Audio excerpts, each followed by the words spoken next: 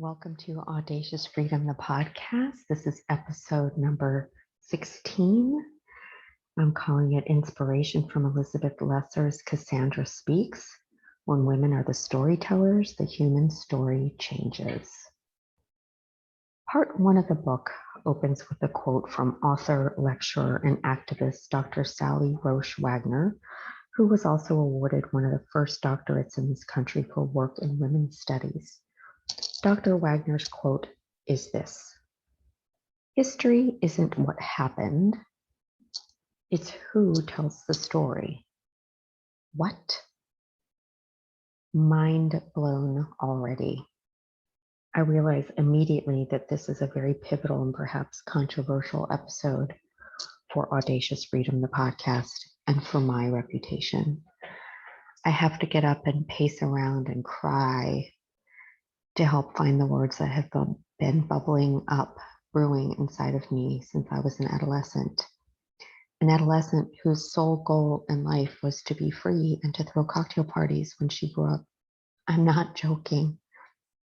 I had no idea what I wanted to do for a living to support myself. I just wanted to be a grown-up, and that meant cocktail parties and fun.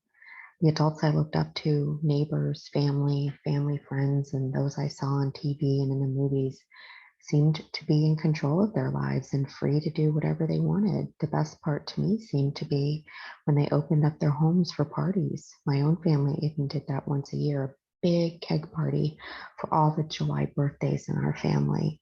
My father, a couple of his brothers, plus at least one cousin.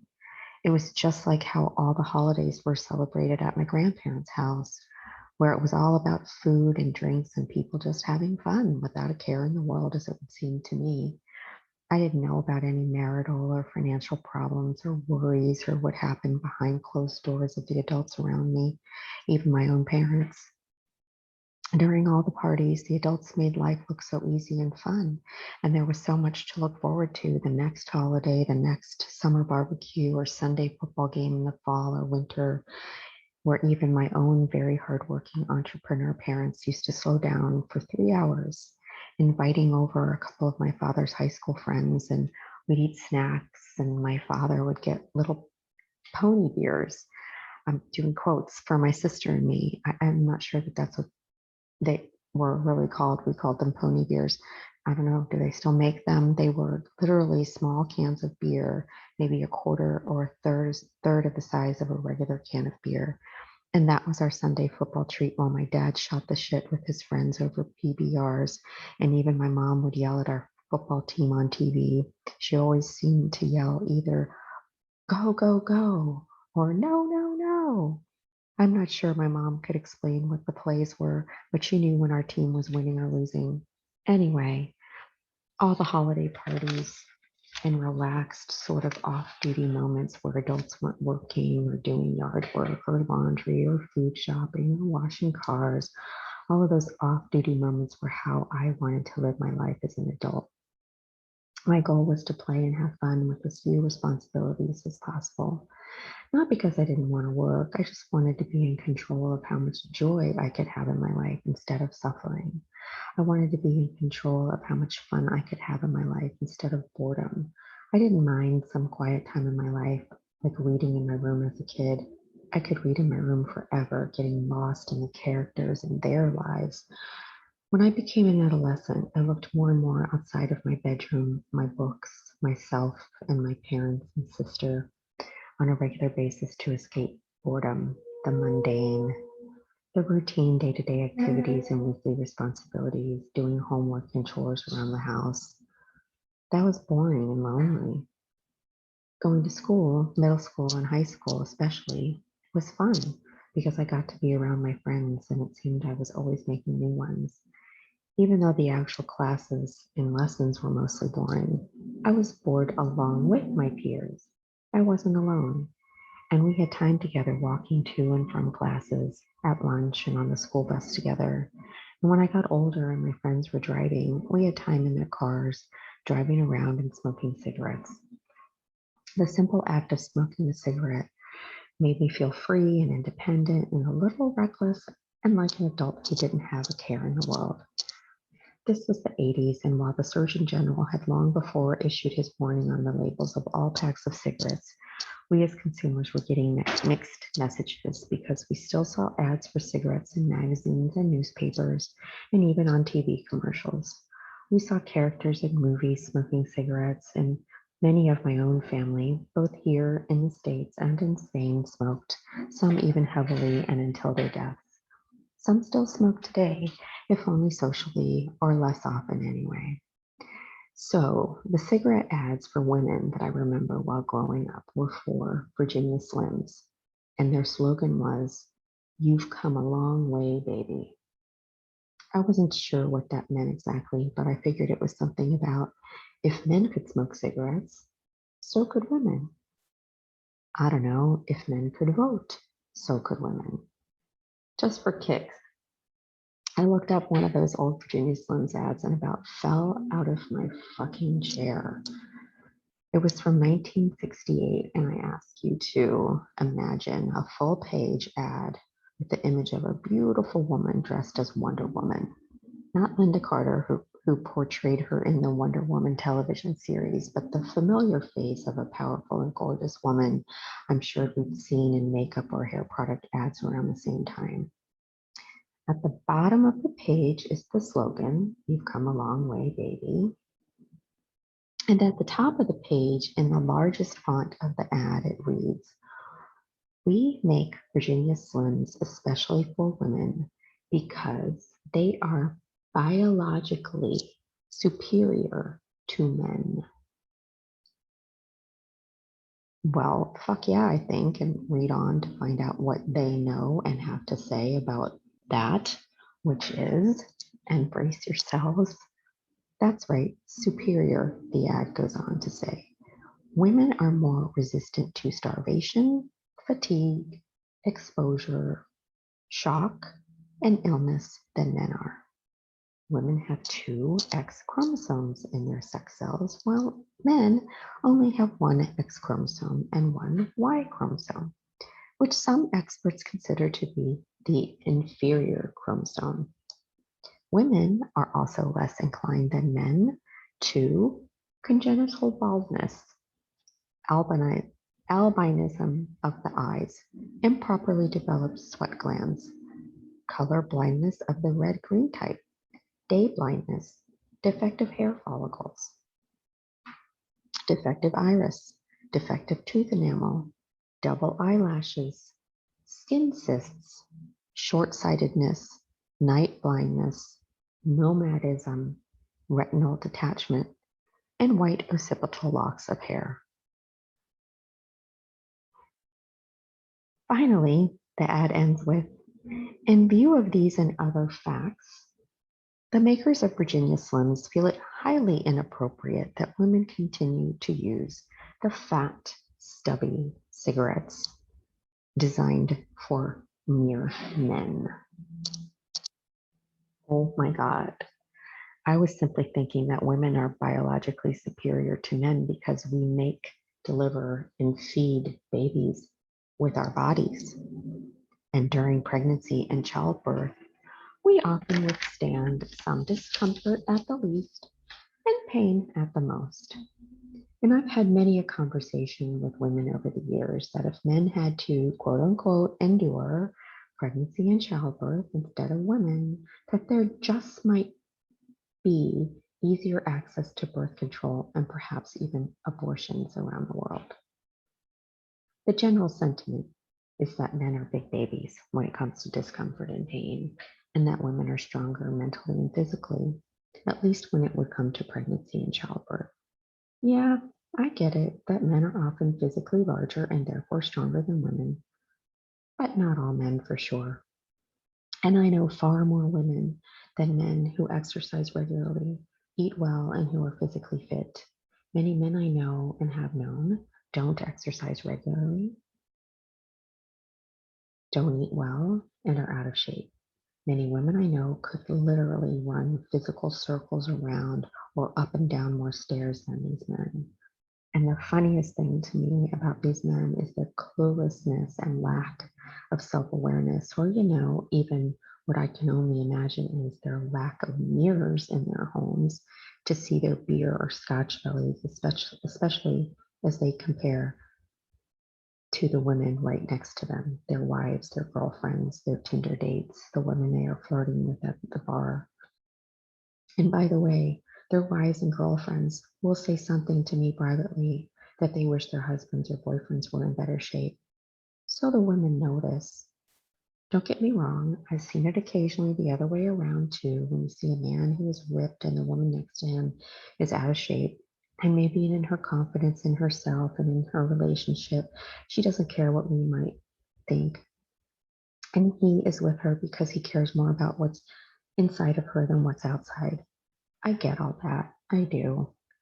I'm just saying that there seems to be an imbalance between the number of women who feel they need to look good to attract and keep a man and the number of men who feel they need to do the same to attract and keep a woman. I mean, how many men are getting Botox and plastic surgery, especially as they age, compared to women? For the record, everyone is entitled, of course, to their own choices. I am 55 and stay fit for my own health and wellness. I've never had any kind of procedure in a dermatologist's office other than to remove precancerous cells, and I've never been to a plastic surgeon, not even for a consult.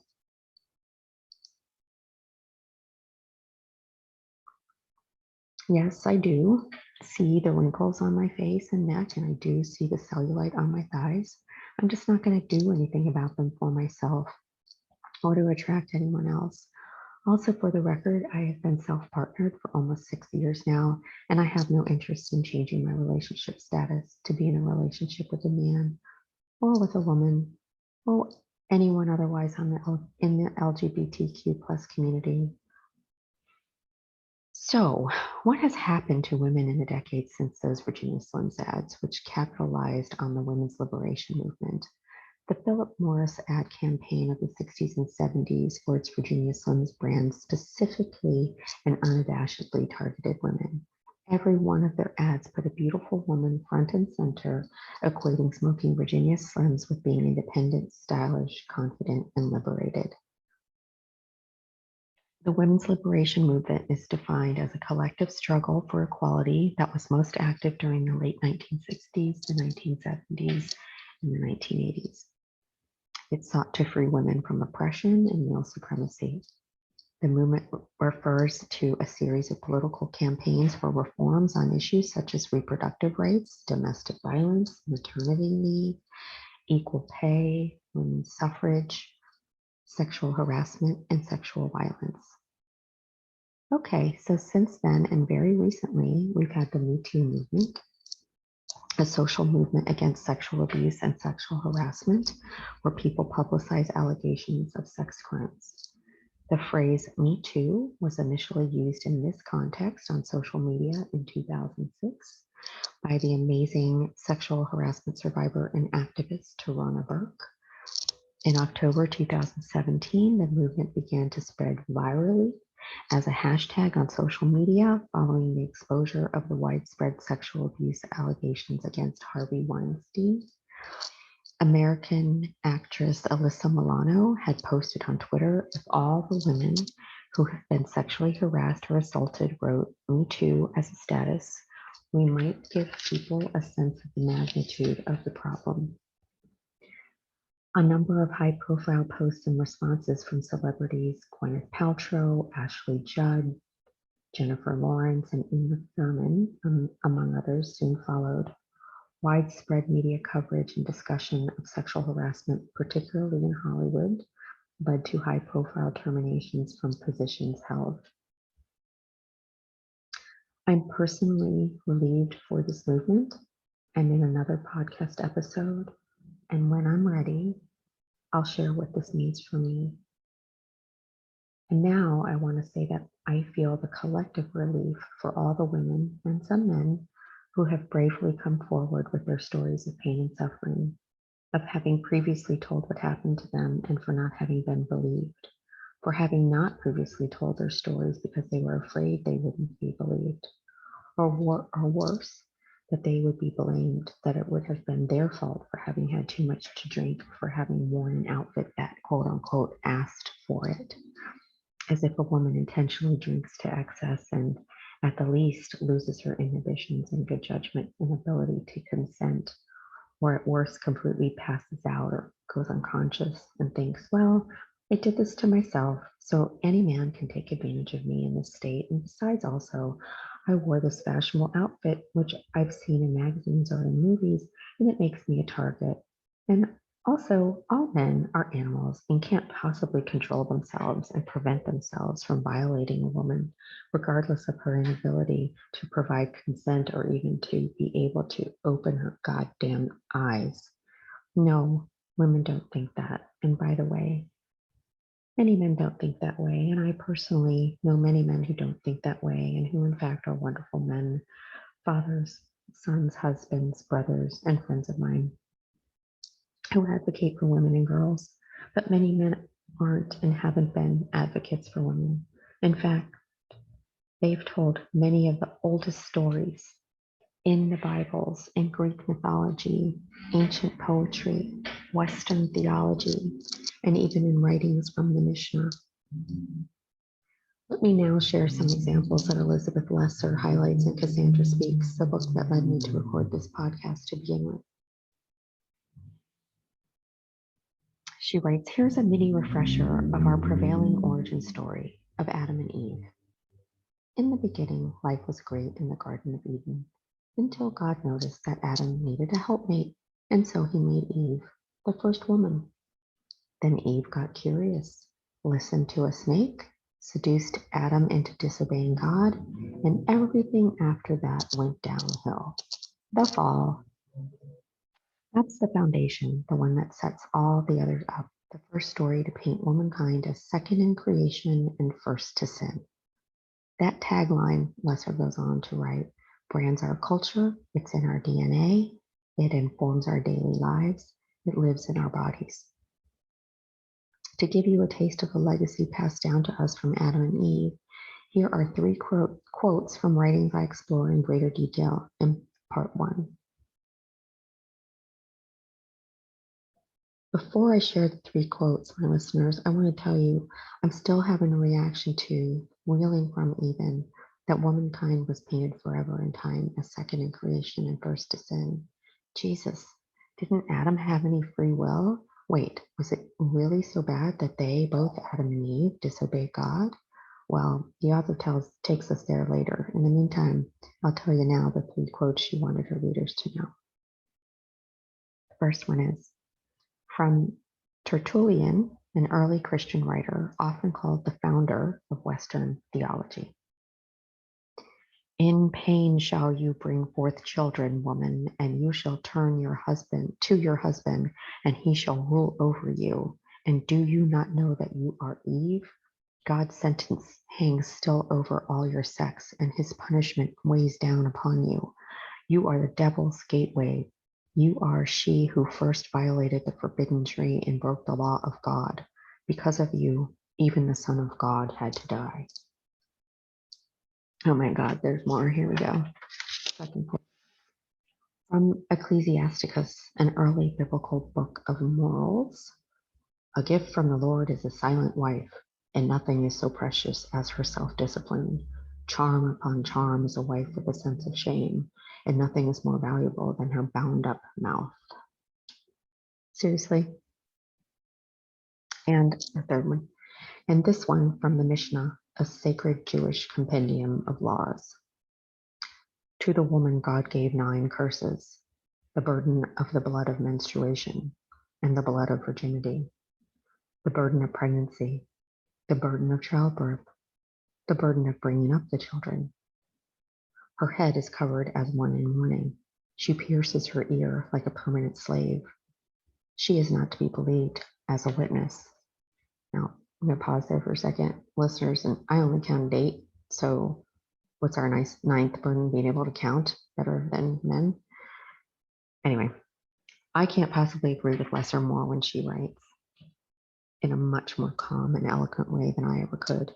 That one really gets me, how menstruation and childbirth and parenting are all seen as burdens, as opposed to examples of strength, worthiness, and power. whereas the physicality and roles granted to men are vaulted into godlike attributes. This is where it all started, and that last bit, she is not to be believed as a witness. This ancient indictment is echoed throughout history. Yes, this indictment has been echoed throughout history. Nassar explains the Greek myth of Cassandra, the title character in her book. Cassandra was a princess from the city of Troy. She was the most beautiful of King Priam and Queen Hecuba's daughters. As such, she had many suitors, both mortal and immortal. Zeus, king of the gods, was after Cassandra, and so was his son Apollo. To woo her, Apollo gave her something only a god could give, the coveted gift of seeing into the future. But when he tried to seduce her, Cassandra refused his sexual advances. This enraged Apollo.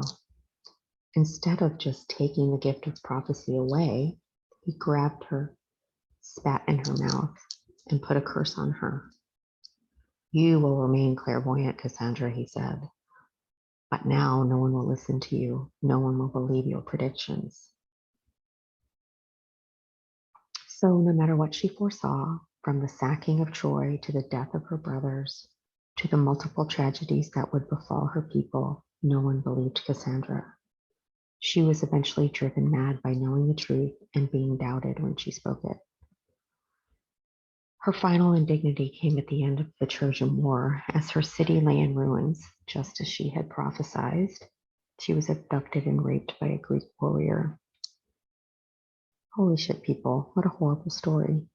Nassar goes on later in the book to say, Cassandra's curse is an ancient example of gaslighting, and it is relived on a daily basis by women around the world. We know the truth in our own experiences, yet we are told that we are lying or overreacting. We can see consequences on the horizon, but it's still, quote unquote, common knowledge that women's emotions cloud their vision, that we tend toward hysteria, even madness, and therefore are not to be believed. This is how we ended up with the trial of Larry Nassar. Nassar reminds us that he was the doctor who sexually abused hundreds of female athletes under the guise of medical treatment for almost 30 years. He perpetrated the same pattern of abuse, offering faux medical treatments, using his paternalistic power to molest and silence young women. And if his own behavior wasn't bad enough, the adults in the institutions that hired him, universities, training camps, USA Gymnastics, the US Olympic Committee, and even some parents did not believe the girls and women. Year after year, they did not report the stories of abuse. They did not remove Larry Nassar. They took the word of the doctor over the word of their girls. Guys, I fucking can't stand this. As she watched the trial on TV, Nassar thought, these girls are our Cassandras. They knew what had happened to them, and they saw what would happen to others if Dr. Nassar wasn't stopped. They had spoken the truth, but no one had believed them, and no one had acted on their behalf. Come on, people, this shit fucking kills me. This is modern day. This was just a few years ago in 2018, the trial. What the fuck? Fortunately, this story ends with justice. Nassar was sentenced up to 175 years behind bars, and before the actual sentencing, Judge Rosemary Aquilina, a fucking badass woman, allowed time for 150 women to deliver impact statements. Nassar writes, no longer alone in their truth-telling, bolstered by strength in numbers, and treated with respectful listening, the young woman spoke with so much legitimate fury that it felt to me as if generations of Cassandras were speaking through them and being vindicated. Yes, justice was served in the Nassar case. After getting away with his heinous crimes for almost 30 years. And you know what that fucker said in a letter to Judge Aquilina that she read aloud on the last day of the trial? That he blamed the girls for being two-faced and vengeful, And he quoted a famous proverb from English literature, directing it to his accusers. Hell hath no fury like a woman scorned. What the actual fuck, listeners? And while I recognized the quote, I had to look it up just to be sure its meaning is as bad as I thought, and it's actually worse. Hell hath no fury like a woman scorned means a woman who has been rejected by a man can be ferociously angry and vindictive. Seriously, motherfucker. These hundreds of girls over decades of violating them, of you using your power position over them and quieting them and convincing them, their parents and the institutions that hired you, that you were performing medical procedures. They were sexual acts for fuck's sake. And you think they are vindictive because you rejected them? Holy fuck. They rejected you in your abuse, you sick motherfucker. You're saying 150 women came forward to read their impact statements? They did so because they were vindictive and not victims? Vindictive because they were, each and every one of them, in some way, in any fucking way, wanting you to choose them and not reject them? I can't. I fucking can't. I'm so sick and angry. I fucking can't stand this.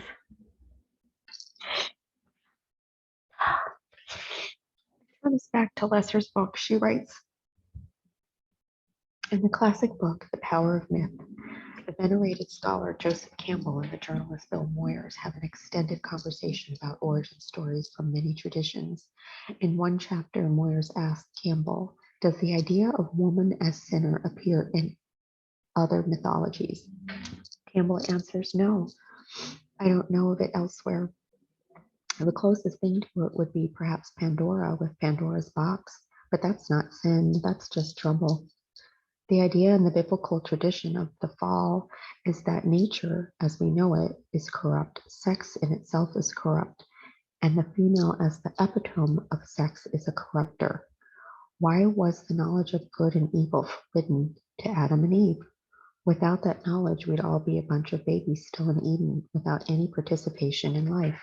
Woman brings life into the world. Eve is the mother of this temporal world. Formerly, you had a dreamtime paradise there in the Garden of Eden. No time, no birth, no death, no life. Lesser goes on to write, many scholars have gone back into the earliest translations of the book of Genesis and noticed that in the original Hebrew text, the knowledge of good and evil meant the knowledge of how things really work for human beings here in the realm of time and birth and death. The human often feels as if we arrived here without an instruction book, longing for direction, aware of our better angels, and at the same time vulnerable to our own ignorance and fear and greed. Isn't this the crux of human life and the lesson of every great teaching tale? That we are lost, but we can be found, that we suffer, but we can grow wise, that if we take personal responsibility, we might grasp the knowledge of good and evil and chart a noble path home. But taking responsibilities so as to grow wise is often not our first response to suffering. A more common knee-jerk reaction is to look for someone else to blame. Blame your partner for the problems in your marriage. Blame your boss for the problems at work. Blame a group of people from a different race, religion, nationality for the problems in the world. Blame the snake. Blame Eve for her wanton and witchy ways. Blame Adam for being a cuckold, a sissy, an emasculated snowflake. Blame God, as Adam did, for making the woman in the first place. But in truth, Lesser writes, there is no one to blame for the conundrum in which we find ourselves. Life is full of challenges. Humans are full of desires, and each one of us is faced with daily choices between good and evil. We long for Eden, that state of being where the opposites are united, where peaceful abiding is the norm. But what if the whole point of life is to find Eden within, and in doing so to create heaven on earth? That is what the awareness of good and evil really means, to recognize that all the light And all the darkness in the world also dwells within your own heart. And instead of blaming the other, our task is to become like gods, self-aware and responsible for choosing goodness over evil. This is what Eve did. She woke up. She grew up. Nassar writes that she thinks the story of Adam and Eve is as a classic hero's journey tale, the lead taking of childlike consciousness and the journey toward mature self-responsibility. But somewhere along the way in the storytelling, blame set in. Someone had to take the blame for why life is so difficult and humans so vulnerable. Cue the fall. Nassar writes that it's important to understand the significance of how our society's origin story is based on blame. It's good to contemplate what our culture would be like if the first woman had not been branded as second born, first to sin. How would things be different if humankind's first big mistake wasn't to follow the lead of the woman, and if Eve's punishment hadn't been subservience to Adam? Each morning, Nassar writes, I say a little prayer for all of us, that we become less blameful of others and more responsible for ourselves, for each other, and for the Eden we must protect. That we become less like lost children and more like wise seekers. Well, listeners, that's the last time quoting Elizabeth Lesser's book, Cassandra Speaks, When Women Are the Storytellers, the Human Story Changes. Except for this one last bit, a quote from Polly Young Eisendrath, the American psychologist, author, teacher, speaker, Jungian analyst, and Zen Buddhist. And that quote is, both Eve and Pandora bring death into the world. This is a curious reversal of the fact that women bring life into the world, but it says something about the meaning of woman within a religion dominated by male gods.